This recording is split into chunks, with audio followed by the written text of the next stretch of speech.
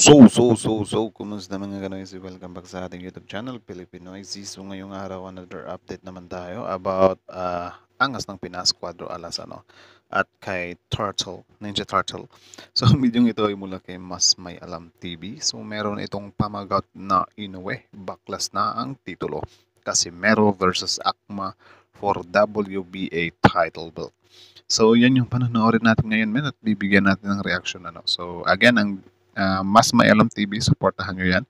Original video link in the description box below. Tapos syempre, kung trip nyo ng mga ganitong reaction na video, may kasama kayo manood, huwag nyo na rin kalimutang supportahan yung YouTube channel natin, Pilipinoisy. So mga kanoisy, hindi na natin to patatagalin pa. Simulan na natin. So again, ang pamagat ng video ito, Inoue, baklas na ang titulo. Casimero versus Akma for WBA title belt. So interesting din yun, ha, yung Akmadalev versus Casimero. So again, Mas May Alam TV, Pilipinas. Like, comment, share, subscribe, start. Na ng pamunuan ng World Boxing. Ulit. Kinumpirma na ng pamunuan ng World Boxing Association na may isang buwan na lamang ang current 2 division undisputed champion na Oya Inoue upang pusang bitawan ang hawak-hawak nitong WBA belt sa super bantamweight. Bakit kaya ayaw niyang harapin si Akma, no? Tatakot din siya. Kasi kung ayaw niya talagang harapin, mapipilitan siyang bitawan yung belt. Tapos, ang weird nun, di ba? Ay, nako, the monster ka pala eh. Dalayon pa mismo sa pamunuan ng nasabing organisasyon ay makailang ulit raw nilang tinangkang makipag-ugnayan noon sa kampo nitong si Inoue upang hingian ng maayos na sagot patungkol sa tahasang pagtanggi nitong na madepensahan ang naturang titulo. At ayon mismo sa napagkaso, inayos naman siya eh. Ayos naman yung pagka-approach sa kanya eh. Siya lang talaga yung ayaw. Kaya sometimes talaga minsan nakakapanduda yung lakas nitong The Monster, kasi parang namimili siya eh. At isa na nga dyan, yung pinaka-iniiwas-iwasan niya ang ating pambato, ang angas ng Pinas, Cuadro Alas. So, bakit kaya, men? Bakit kaya? So kayo, men, matutuwa ba kayo or magdidiwang ba kayo if ever matanggal yung belt niya or bitawan niya? Comment down below. Tuntuan ng kanilang committee ay kanila ng tuluyang napagpasyahan na formal lang bawiin ang nasabing WBA belt dito kay Inoue.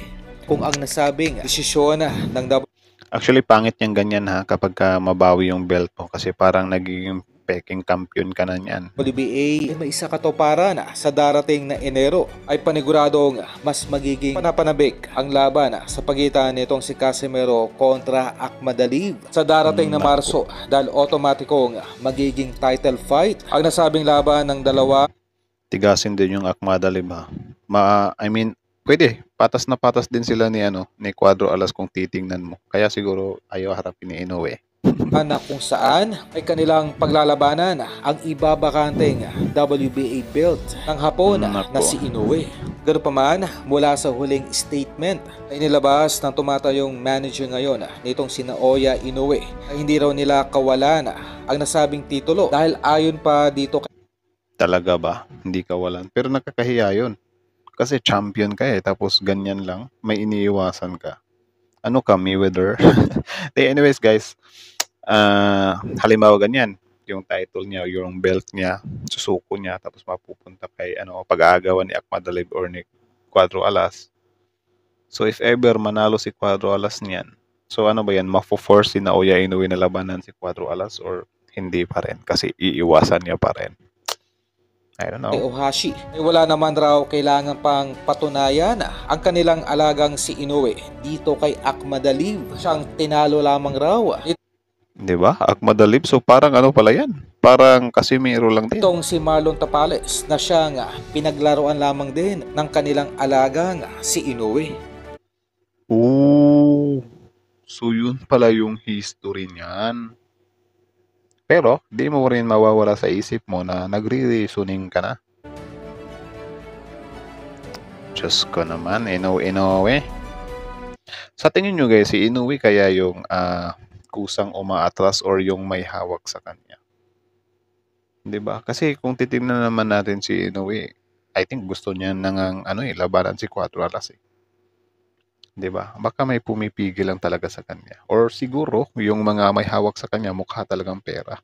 Gusto yung tiba-tiba na fights ano, pero siyempre ano namang mapapala mo ng tiba-tibang ayun, sabagay pera din naman 'yan, 'di ba? Hypocrite naman tayo kung ayaw talaga natin ng pera, pero minsan kasi nawawala yung essence ng boxing.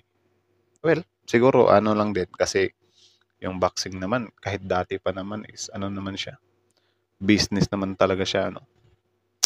Pero yun nga, nakakapanghinayang lang kasi mas maganda sana kung ngayon sila magkaharap, eh.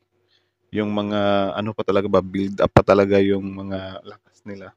Hindi pa siya ano, nalilipasan. Kasi kapagka medyo matanda-tanda na, medyo wala ng ganong thrill, eh. Gaya nung ano, yung laban ni Manny Pacquiao at ni Mayweather, parang wala na tuloy siyang dating masyado.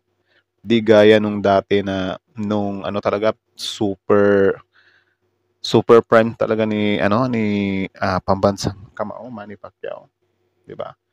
'Di talaga siya hinarap ni Mayweather, eh. So, I think ganyan yung ginagawa ni Naoya Inoue ngayon.